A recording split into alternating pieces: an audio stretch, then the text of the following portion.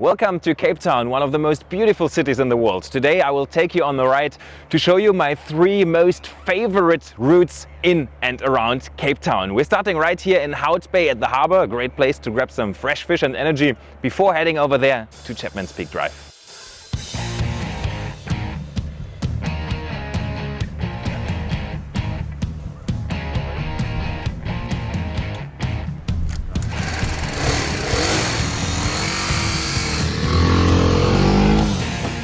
Chapman's Peak is named after John Chapman, captain's mate of an English ship that sailed into Hout Bay in 1607.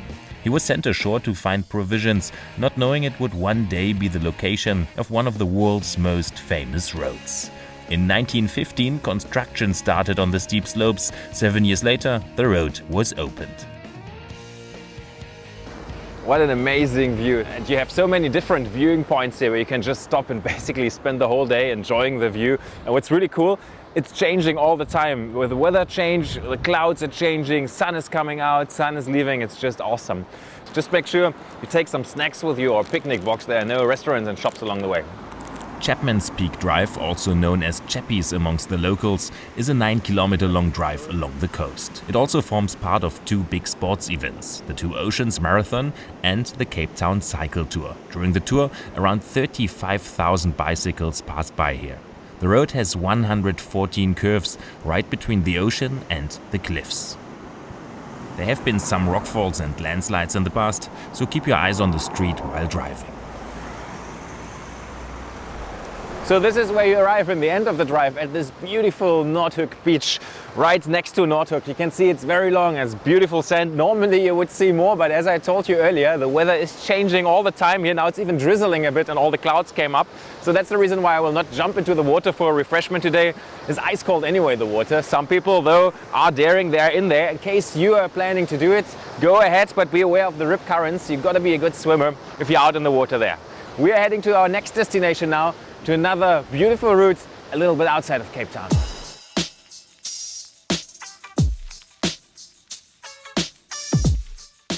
All right, let's get ready for route number 2, Baines Kloof Pass, between the towns of Wellington and Ceres, round about 1.5 hours from Cape Town by road. It was named, you guessed it, after the guy who built it, Andrew Bain, but he obviously did not do most of the hard work. Yes, he was the road engineer and it is a fine piece of road engineering, but most of the work, like at Chapman's Peak, was done by convicts who were forced to do the hard labor. Many of them died. The road was opened in 1854. Last time I got here, it was a bit bumpy and narrow, so you could feel it's old. Let's see how it looks like this time around. Let's go.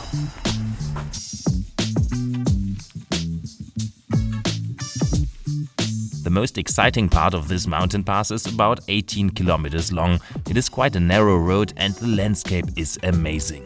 No wonder it is labeled a national monument. Bad news, it's closed due to maintenance work, at least parts of it.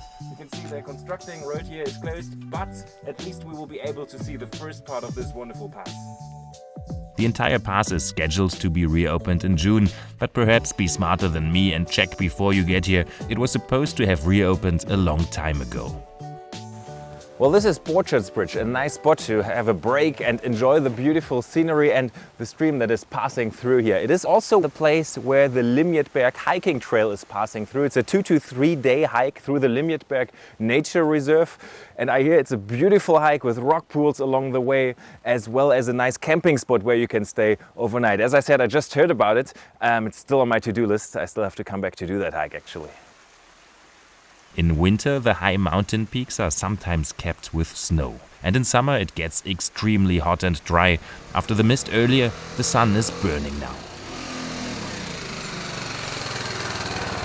So, my highlight of this tour is a stop along the Witte River that flows down here. So you just stop and make sure you're jumping into the crystal clear water. Find one of the rare parking spots along here.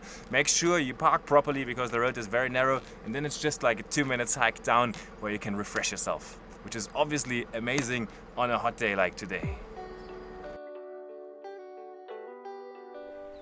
So my best idea today was certainly to bring along my swimming gear. It's more than 30 degrees and on the bike it can get really hot with all the protective gear.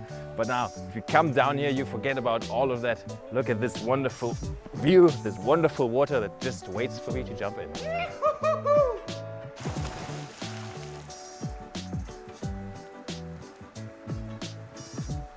Oh, that feels so good. If I was one of these construction workers up there, I would secretly sneak down here and spend the whole day in the water. I start wrapping up my Bainskloof Pass ride. On the way back you can stop at one of the wine estates along the way, which are also open for visitors. I am heading to my third route, Franschhoek Pass. It starts at the Theewaterskloof Dam. The largest lake in the region provides water for half of Cape Town. Soon afterwards, the long, steep and dramatic scenery starts. It was South Africa's first properly engineered road.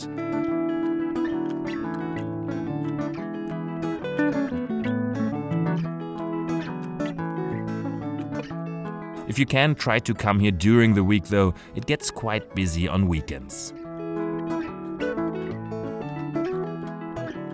If you are lucky, you will come across some baboons along your way. 20 years ago, the Cape Peninsula baboon population was heading towards extinction, but luckily that has changed. So enjoy the time, watch them, observe them, but remember they are wild animals, so be careful, they can be dangerous. Sometimes they are snatching food, even bags and cameras, so be very careful and please don't feed them. You can see they even installed special dustbins along the way where you can throw your stuff, and they have a baboon protector here so they can just open it.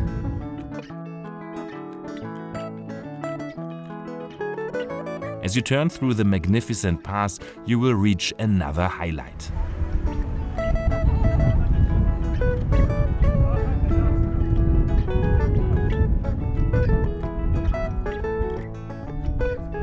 So from up here you have this fantastic view on Franschhoek. I could spend hours here. Less than 20,000 people live down there, but it's still one of the most popular tourist destinations in South Africa. Franschhoek means French corner in Afrikaans, and this is exactly how it feels like down there. You have a little bit of this French vibe.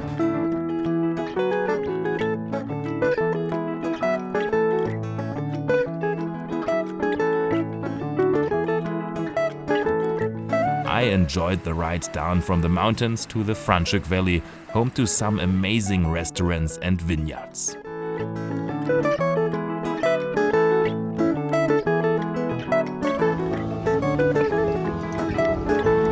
So we spent much more time than actually planned on the pass because it's just so beautiful and it's so much fun to drive through these curvy roads. We got to town right on time for a sundowner, which we're having here right now at a small restaurant in the city center. That's actually the major challenge when you get to Franschhoek, to decide where you want to go. There's so many wine farms and restaurants here, it makes it very difficult to decide. So I had a real great time on these 3 different scenic routes. I hope you enjoyed it as well.